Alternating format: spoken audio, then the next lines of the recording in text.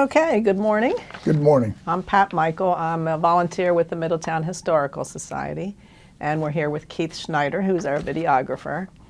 And we are in the Appaquinimink Community Library. Thank you to them for letting us use their studio. And we are here to talk to you, Brigadier General retired Terry Wiley, about your experiences in Middletown as a resident in Middletown and seeing the changes over time, what, if any, effect it has had on you and your family, and hopefully some positive things that you've experienced here in the town. I'm sure there are. But so what is your full name, and do you have a nickname? Terry L. Wiley, and I don't have a nickname. I just go by Terry. Okay. So, yes. When and how and where were you born? I was born on Anderson Street in Middletown on March the 8th, 1948. I was the second son to Howard and Aretta Wiley. And then later on, I had a younger brother, 5 years later, Daniel Wiley.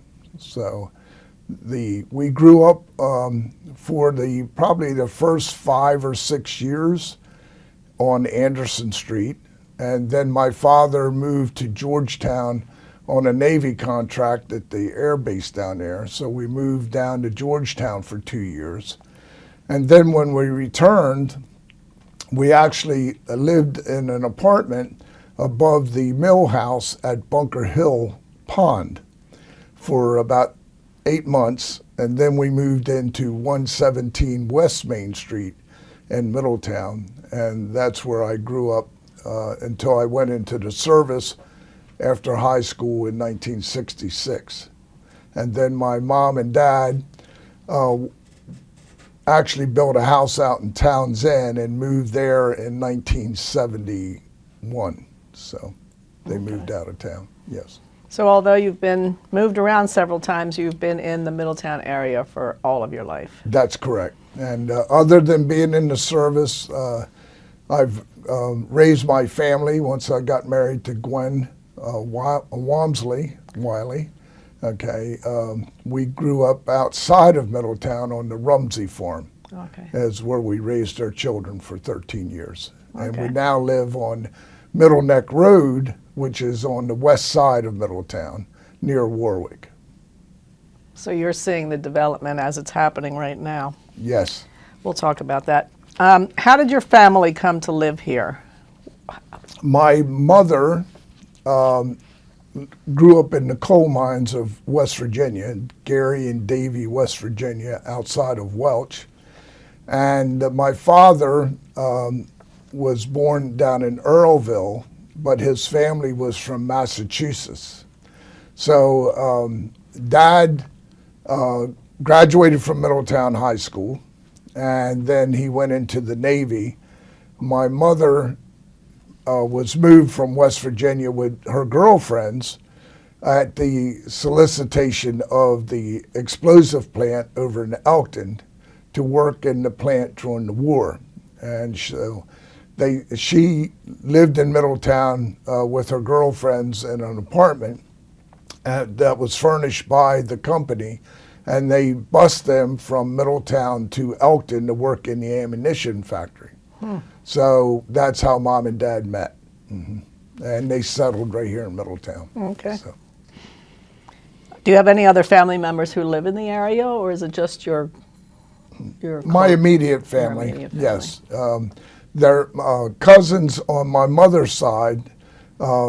Their mother and father came north to get jobs at General Motors and Chrysler and so forth. So they've settled around the area. And my father's family still live mainly in Massachusetts. So. Okay. You explained a little bit about the houses that you lived in and apartments. Your house on Anderson Street, let's just start with that one. Okay. Describe it for us. How many rooms were in it? Did you have running water? Did you have electricity?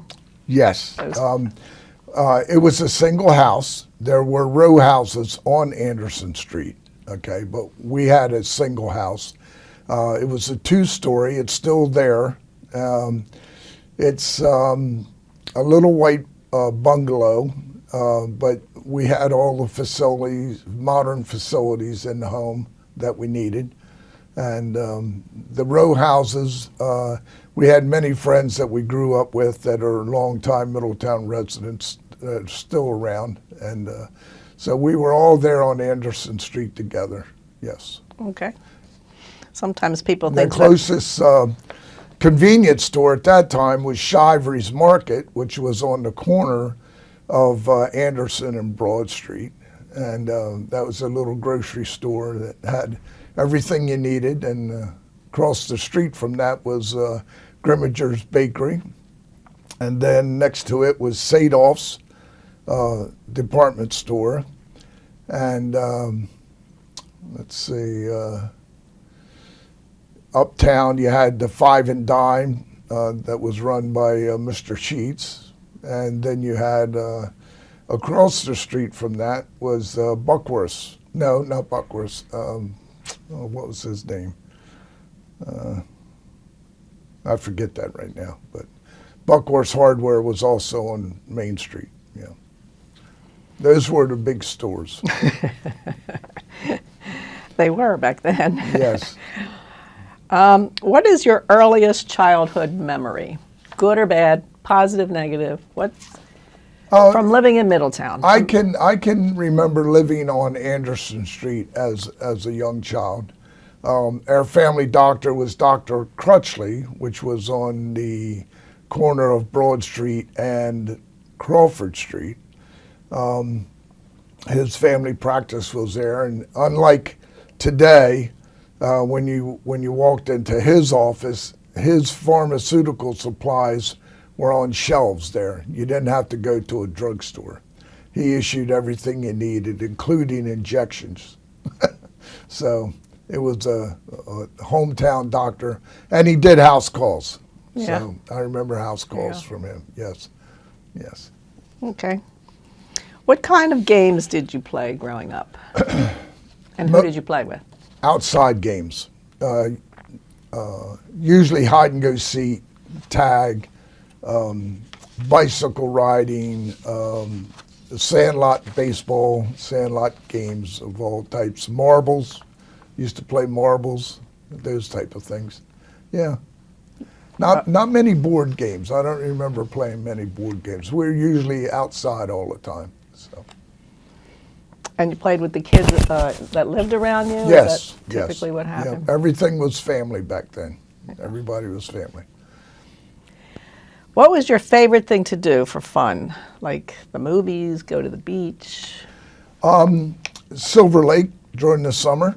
Mr. Shagrin owned the Silver Lake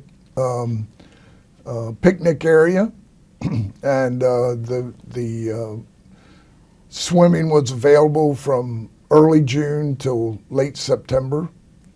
And Sunday was a big day to go to Silver Lake. There was a H-shaped pier there with two diving boards, one on each end of the deeper side. And there was a concession stand there. There was changing facilities there. And which is now the Middletown Historical Society, was then referred to by us kids as the Old Academy. And the Old Academy had the town office in it.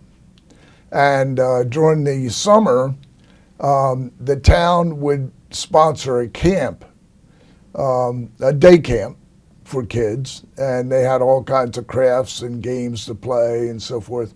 And then they also ran a school bus out to Silver Lake for swimming.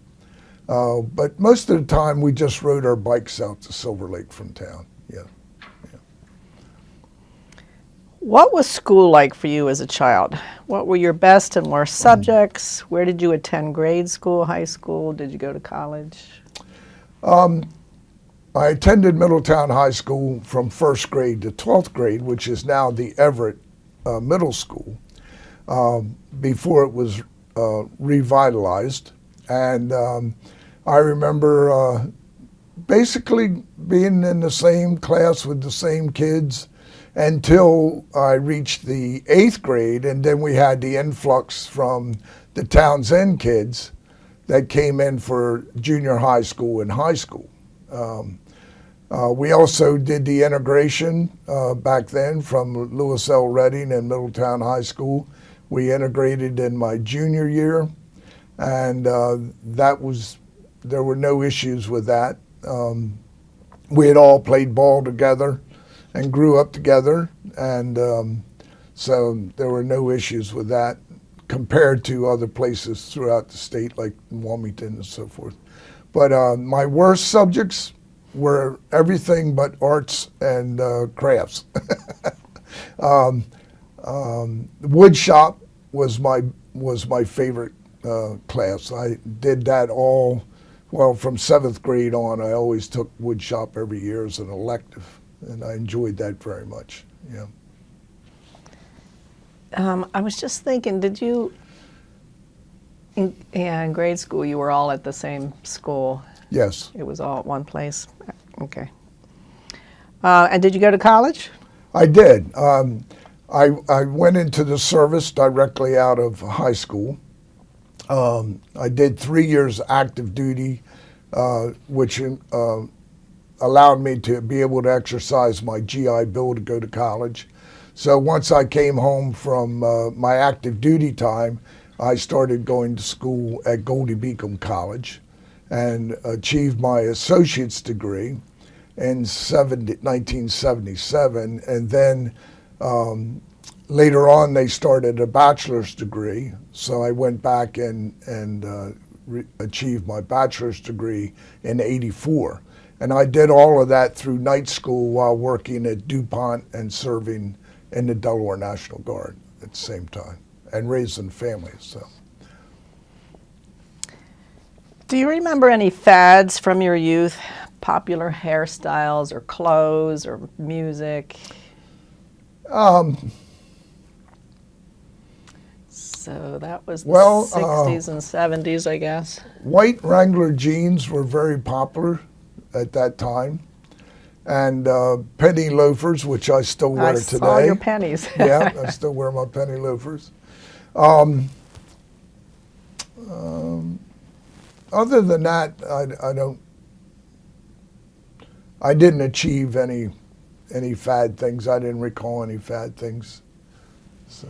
Did you play sports while you were in school? I did. I played football and I ran track at Middletown High School. So did that, started with the JV teams in the 7th grade and ended up playing varsity football. And then I guess my sophomore, junior, and senior year, I ran track. And I enjoyed that. Okay, I wasn't very good at it. I wasn't fast. I'm a big guy. I was a Clydesdale, so I didn't run very fast, but I could go to distance. Okay. So, yes. What were your favorite songs and music while you were growing up? Well, the Motown hits were big. But other than that, I wasn't really into music much. Yeah. Okay. Did you go to dances? I did. I went to the proms. I went to the big dances. During the summer, White Crystal Beach was a hopping place. Back then, Jerry Blabbett and the whole music scene down there. A lot of kids were down in the Bohemia area during the summer at the summer cottages. And Buttonwood Beach, White Crystal Beach, Crystal Beach. And on Fridays and Saturday nights were big gathering times down there. So we always tried to drive down for a Saturday night visit with people we'd met from Philadelphia, boys and girls we'd met from Philadelphia. Did you have any pets? If so, what kind and what were their names? We always had a dog. Different periods of times due to their life expectancy. Most of them were mutts, and but yeah, we always had a dog. Not many cats, but we had dogs. Okay. What was your religion growing up? What church did you attend? I was born and raised with my parents in the Grace Orthodox Presbyterian Church on Pennington Street, which was the street behind the Everett Theater. It was built in 1938. It was a Presbyterian subdivision of the Forest Presbyterian Church on Main Street, where the main town clock is. And the congregation had a split, and Reverend Graham started I guess what we refer to today as a storefront church. They met at the Everett Theater for about a year and a half until they had money to build the church on Pennington Street. And that was built in 1938 and opened up. And stayed with that congregation until they closed just recently on June the 30th, 2025. And that property and the pastor's house were sold to Daniels and Hutchison, which had been big supporters of our church over the many, many years. And they now have another church that they're renting to there. So the ministry continues to go on. Were you ever mentioned in the newspaper or other publication? Yes, for sports, and then some of my military career was reflected in the newspapers. Yes. You were. I think you told me you were in Vietnam. Was your active duty? Yes. When you started? Yes. I volunteered for airborne infantry and for Vietnam out of high school. I arrived in Vietnam in July of '67 and stayed through '69. I fought with the 101st Airborne Division, the 2nd 327 No Slack Battalion. And then I came back and served at Fort Bragg with the 82nd Airborne Division, the 2nd of the 508th Red Devils. And I enjoyed that very much. The life of a soldier, airborne infantry soldier, yes. When you came back from Vietnam, how did you find the welcome home at that point in the 60s?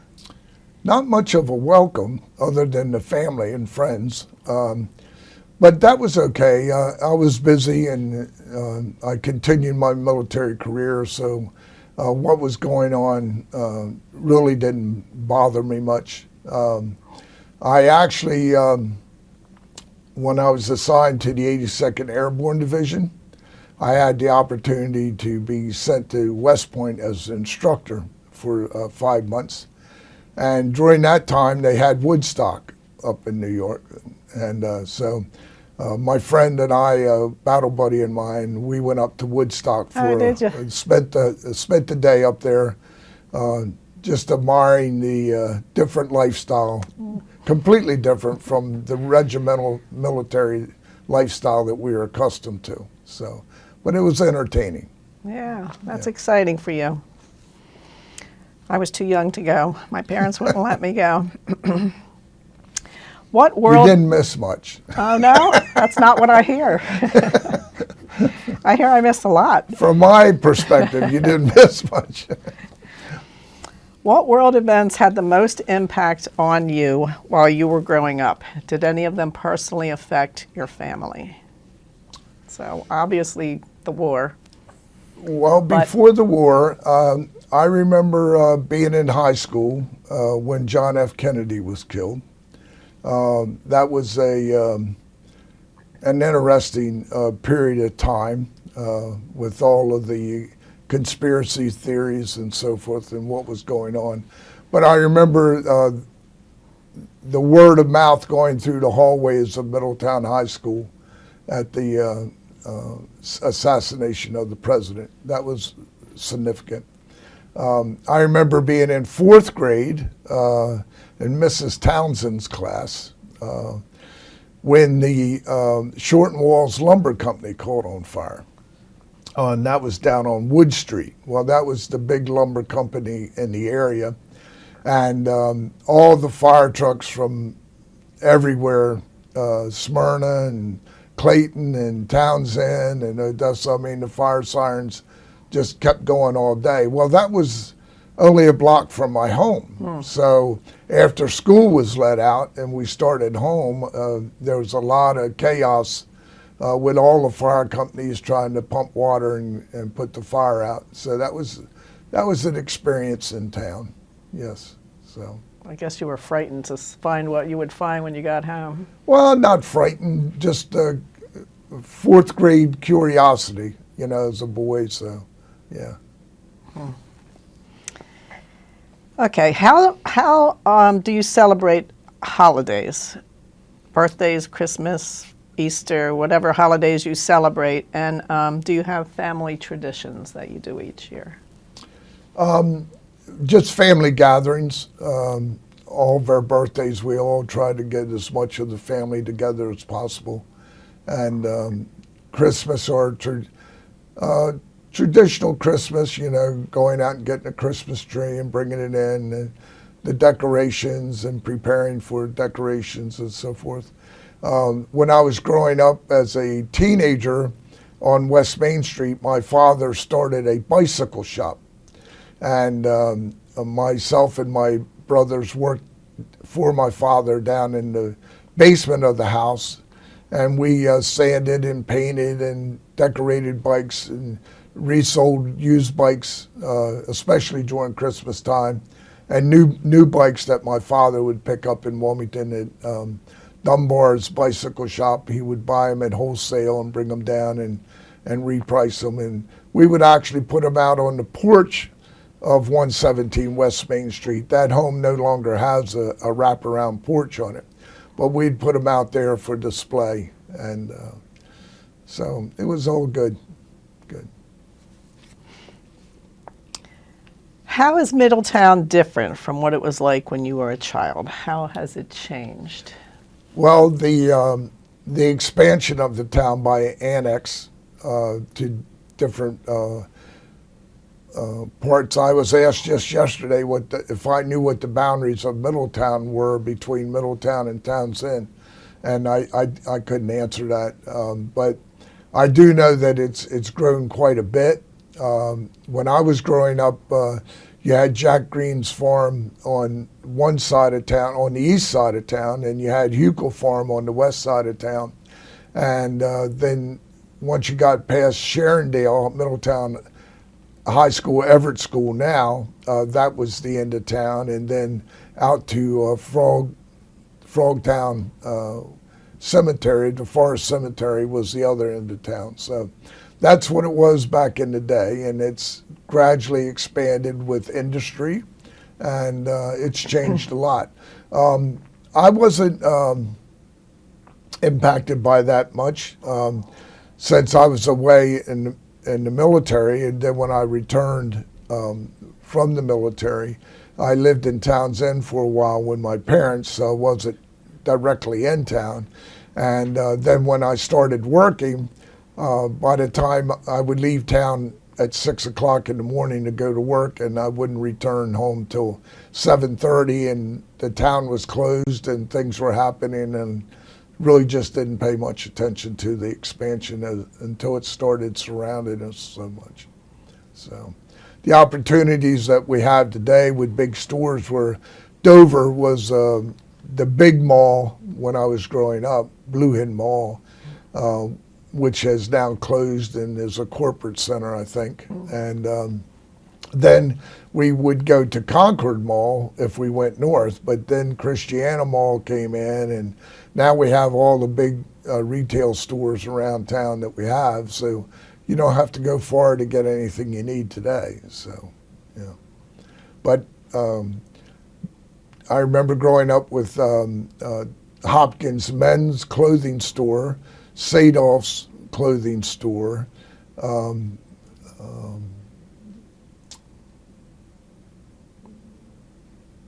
couple ice cream parlors, and that was about all we had in Middletown back then. So, yeah.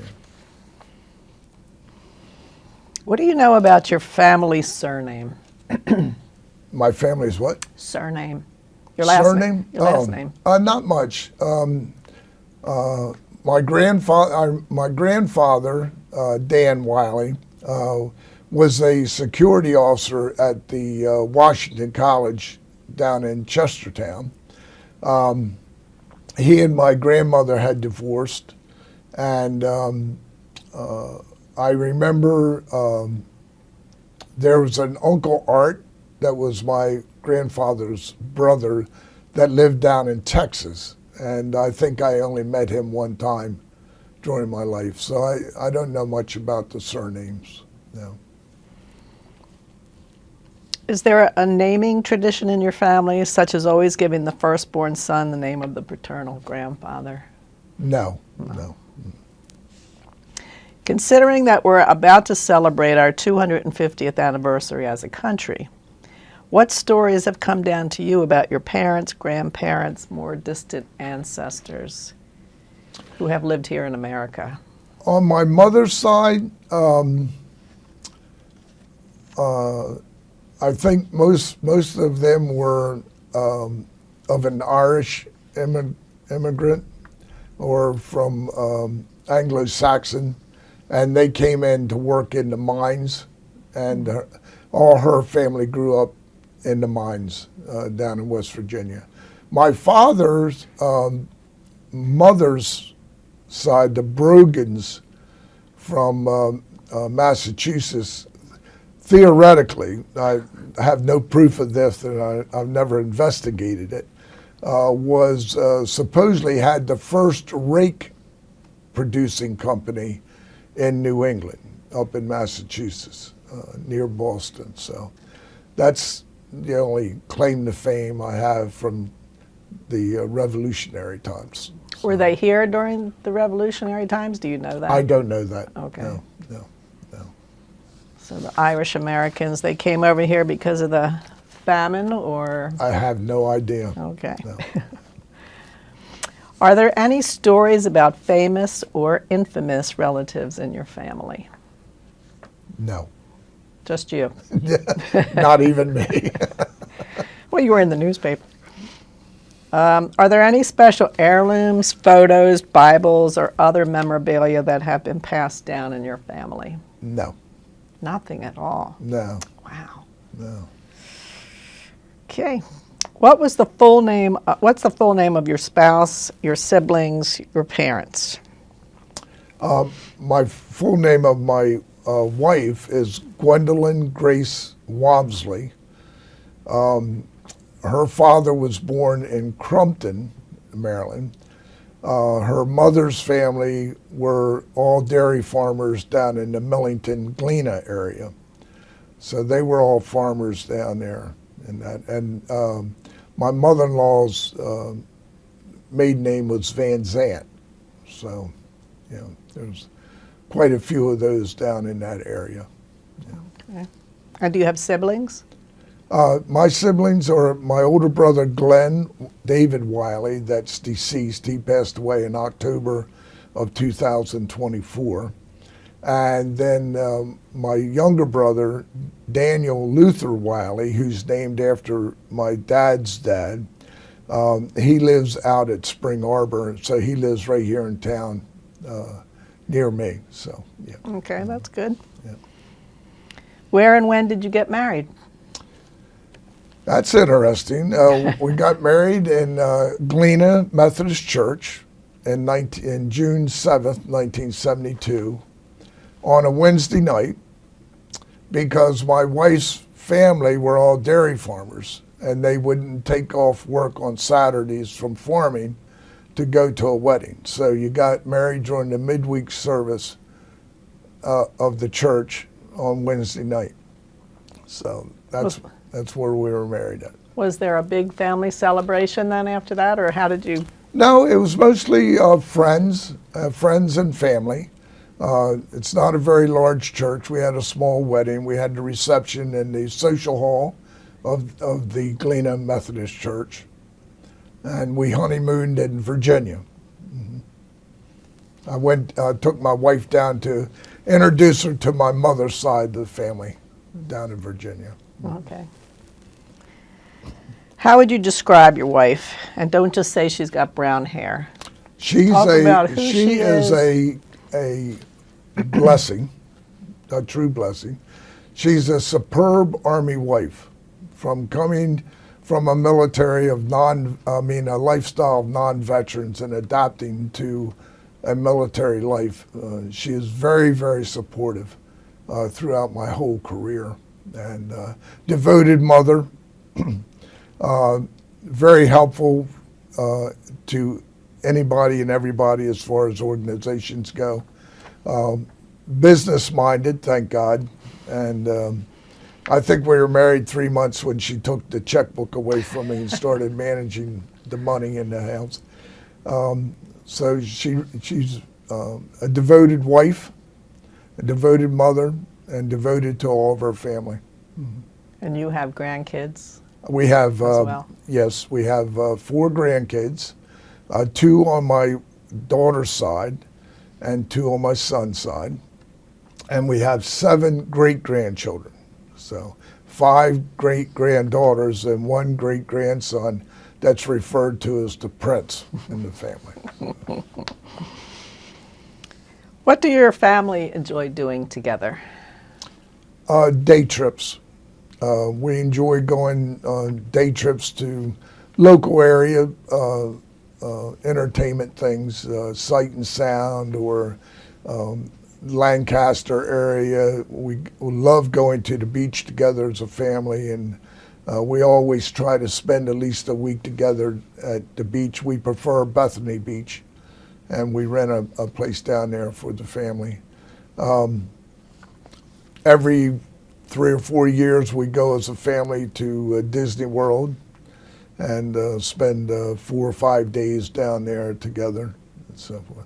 But and mainly just birthday parties and pumpkin carving parties or whatever the occasion might be.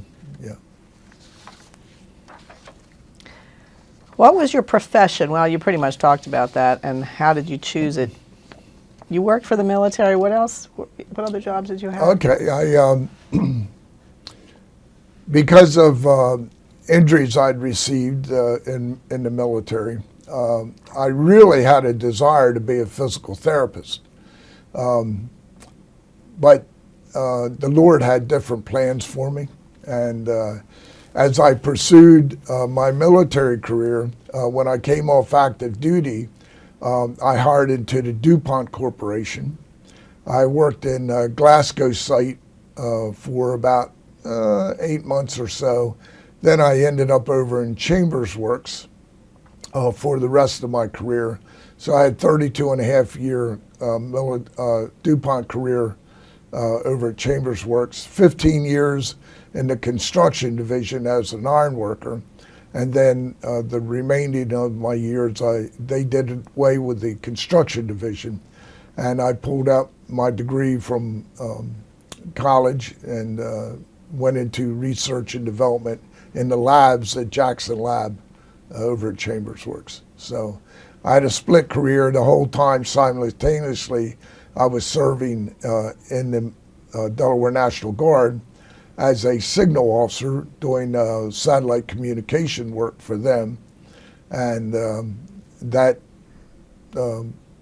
gave me opportunity for command positions as I moved up in rank, and ultimately retired from DuPont in 2006 when I was selected as a Brigadier General Assistant Adjutant General for the Commander of the Delaware Army National Guard. And I retired from DuPont and took that job as a general, and I retired in 2010 from that position. And then in 2013, I was appointed as a civilian aide to the Secretary of the Army. So I served 10 more years in that capacity. So I love the military. I love doing what I can for all the veterans. I belong to, I think, every veterans organization there is in the state and out of state.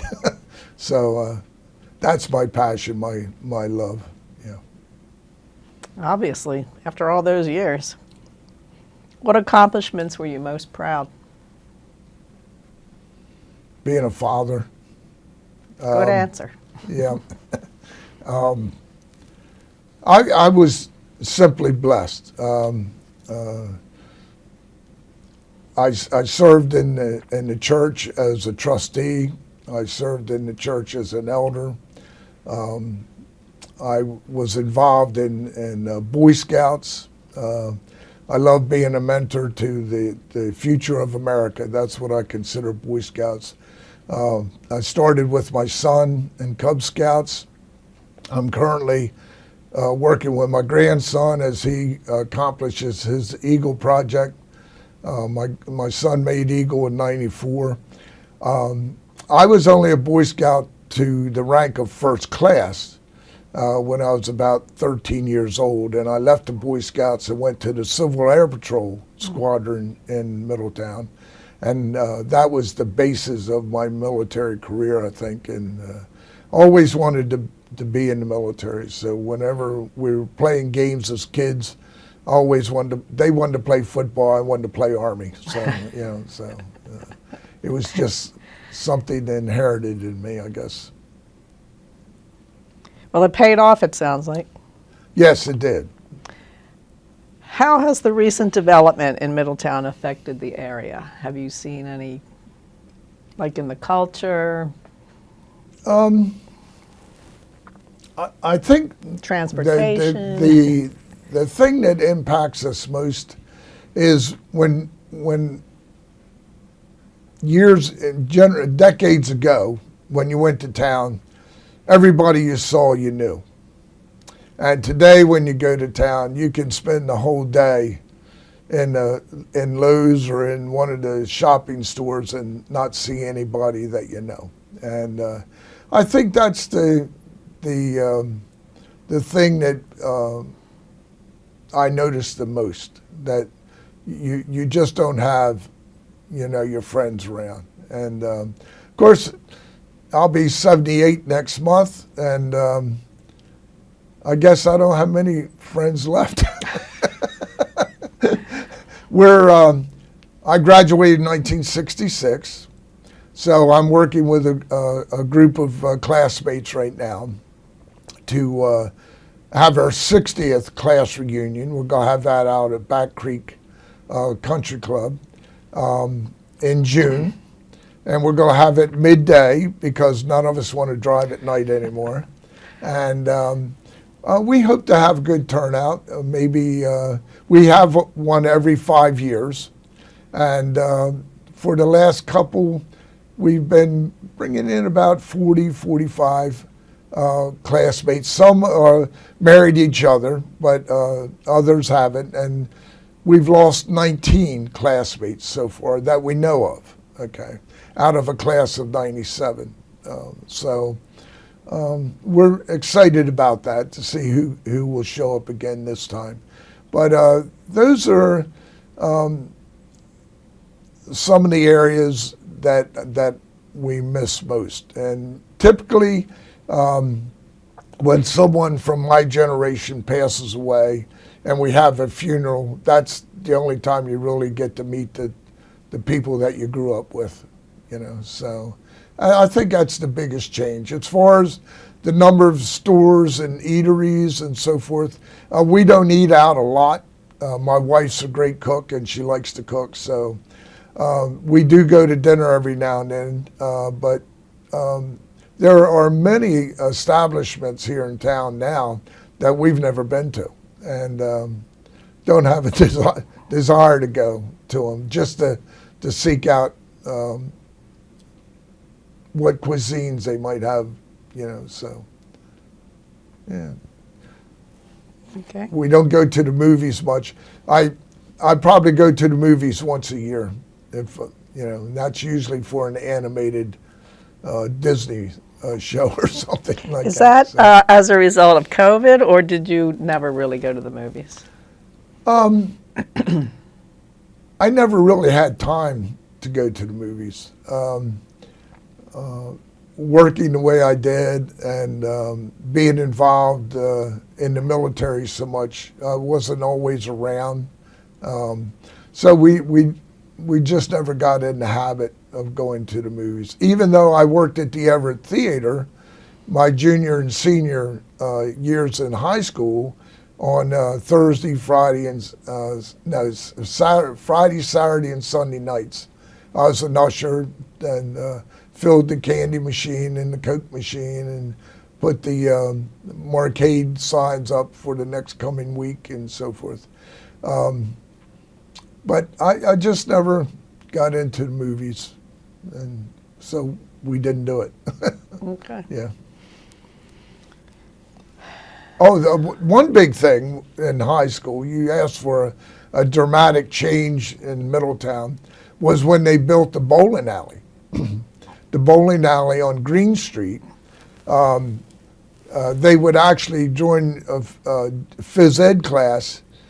They would bus us up to the bowling alley to introduce people into bowling as a sport.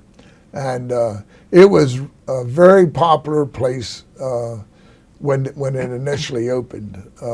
The Middletown bowling alley that they have now is busy. When I go out there, it's always busy. And that's good to see.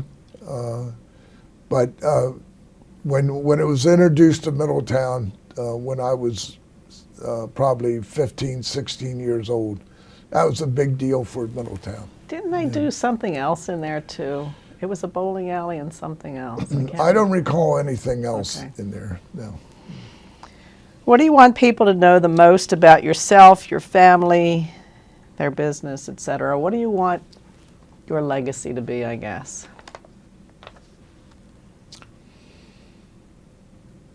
That you want to share in this video? I don't know that I need a legacy. It's not a goal of mine.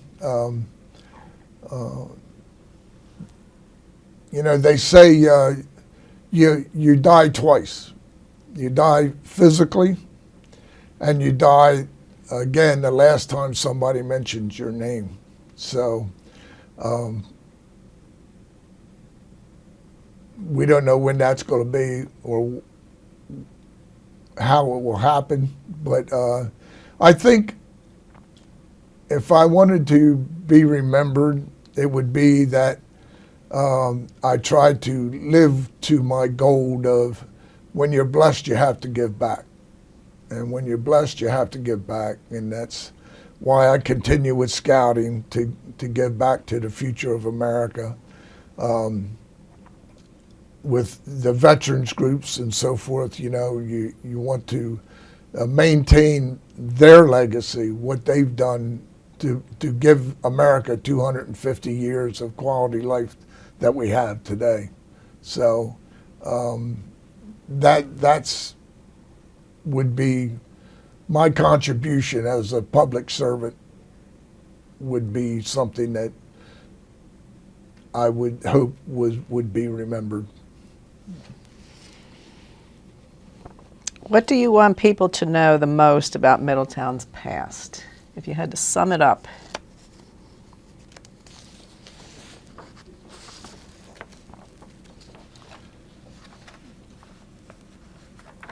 Just to remember the,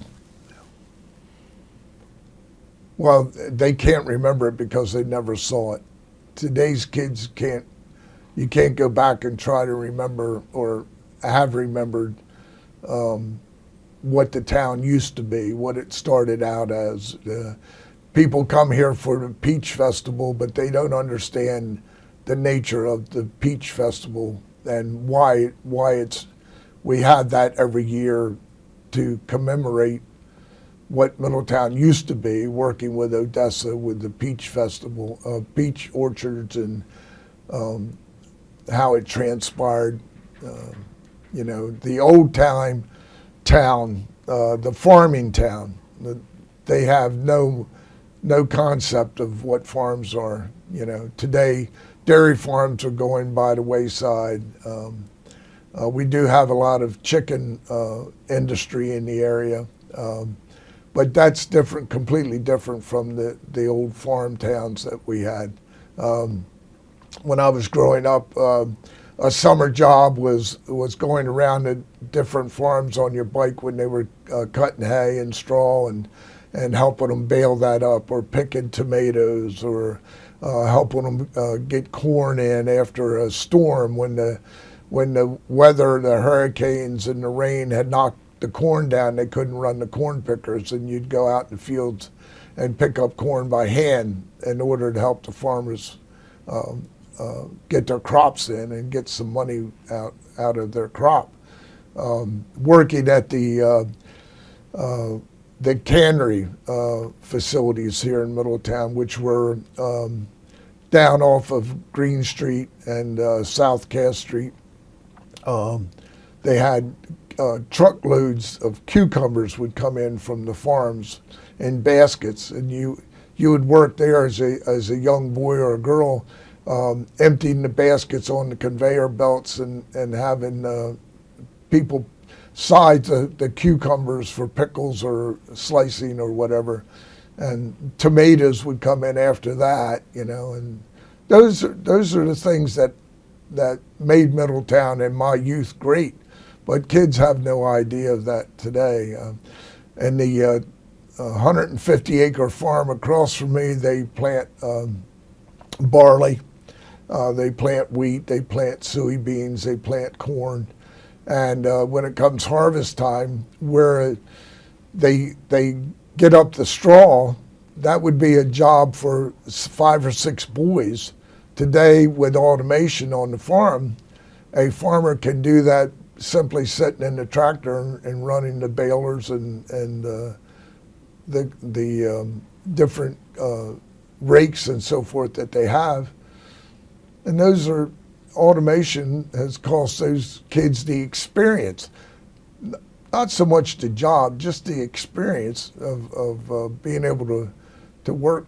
So I think that's the things they won't remember because they never saw it. But that will be the things that made Middletown what it was for me as a youth. Yeah. Very good. Yeah. Is there anything else you want to say? No, I thank you very much for this opportunity, and look forward to seeing the finished product. It will be great. Believe me. Okay. Thank you very much for doing it for us. Well, I hope your other interviewees that come in can all contribute to the spaces I left out. So, yes, thank you very much. Thank you. All right.